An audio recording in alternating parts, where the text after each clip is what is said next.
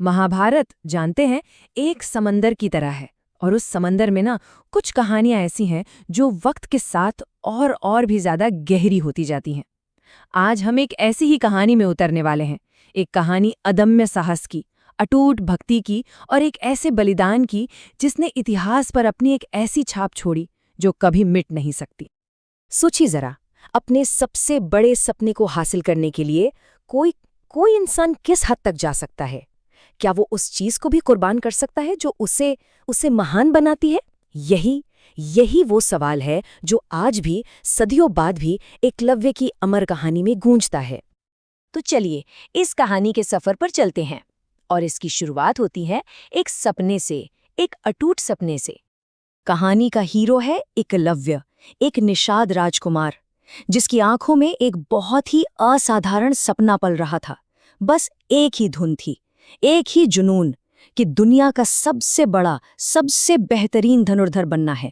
और इस सपने को सच करने के लिए गुरु भी तो सबसे महान ही चाहिए थे ना। तो उसने अपने मन में गुरु मान लिया उस दौर के सबसे बड़े शिक्षक गुरु द्रोणाचार्य को। लेकिन जब एकलव्य पूरी उम्मीद के साथ अपने आदर्श गुरु के सामने पहुंचा ना, तो कहानी ने एक ऐसा दर्दनाक मोड़ लिया जिसकी किसी ने कल्पना भी नहीं की थी। गुरु द्रोणाचार्य ने कहा, मैं अर्जुन को वचन दिया है कि वो दुनिया का सबसे बड़ा धनुर्धर होगा। मैं तुम्हें नहीं सिखा सकता। ये शब्द एकलव्य के सपनों पर बिजली बनकर गिरे।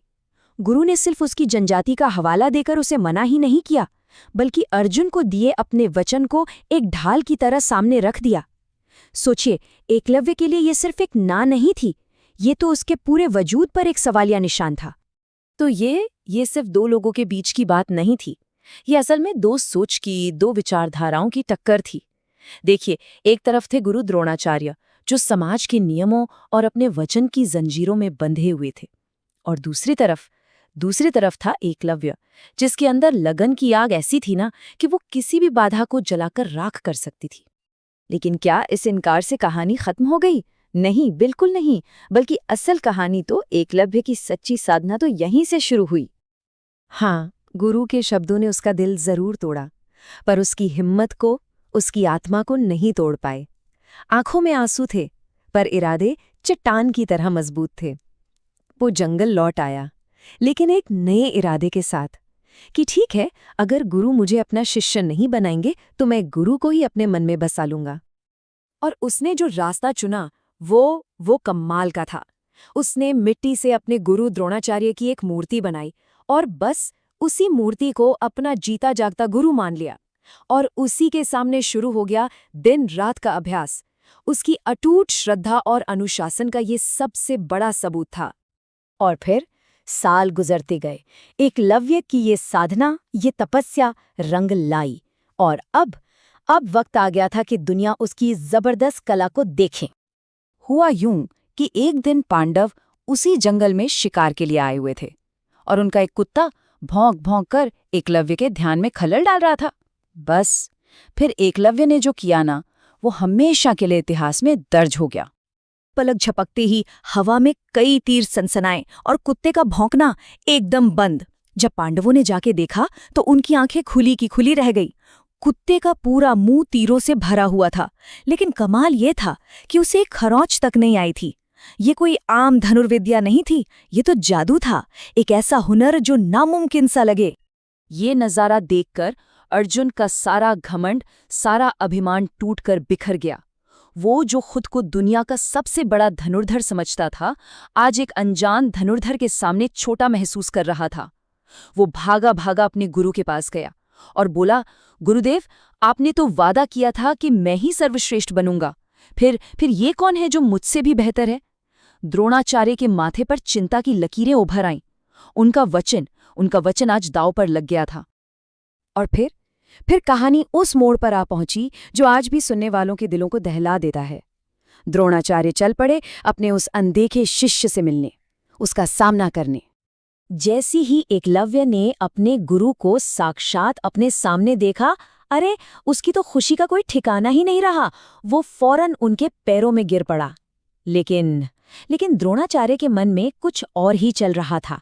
उन्होंने कहा, अगर तुम सच में मुझे अपना गुरु मानते हो एकलव्य, तो तुम्हें मुझे मेरी गुरु दक्षिणा देनी होगी। और गुरु दक्षिणा में उन्होंने जो मांगा वो था एकलव्य के दाहिने हाथ का अंगूठा। सोचिए जरा, वही अंगूठा जिससे तीर चलाया जाता था, वो अंगूठा जो किसी भी धनुर्धर की जान होता है, उसकी आत्मा होता है। द्रोणाचार्य ने सिर्फ उसकी कला नहीं मांगी थी, उन्होंने तो उसकी आत्मा ही मांग ली थी। तो क्या एकलव्य एक पल के लिए भी रुका? क्या उसने कोई सवाल किया? क्या वो हिचकिचाया? नहीं, एक पल के लिए भी नहीं। बिना एक लम्हा सोचे, बिना एक पल झिझके, उसने अपनी कटार निकाली, अपना अंगूठा काटा और उसे अपने गुरु के चरणों में अर्पित कर दिया।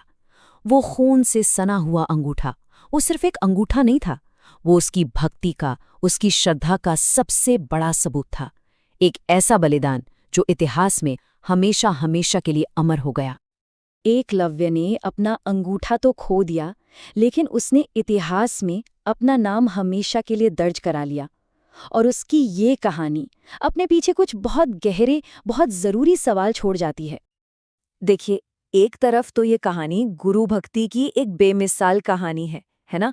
तो दूसरी तरफ ये भी दिखाती है कि अगर खुद पर यकीन हो तो इंसान क्या नहीं कर सकता। लेकिन ये कहानी हमें धर्म के उलझे हुए रास्तों और समाज में उस वक्त मौजूद भेदभाव की कड़वी सच्चाई का आईना भी दिखाती है। और आखिर में ये एक सवाल हमारे सामने छोड़ जाती है कि एकलव्य का ये बलिदान, क्या ये गुरु भक्ति का शिखर था या फिर उसके साथ हुआ सबसे बड़ा अन्याय? इस सवाल का जवाब शायद हर किसी के लिए अलग है, और इसका जवाब हर सुनने वाले को अपने दिल में खुद ही खोजना होगा।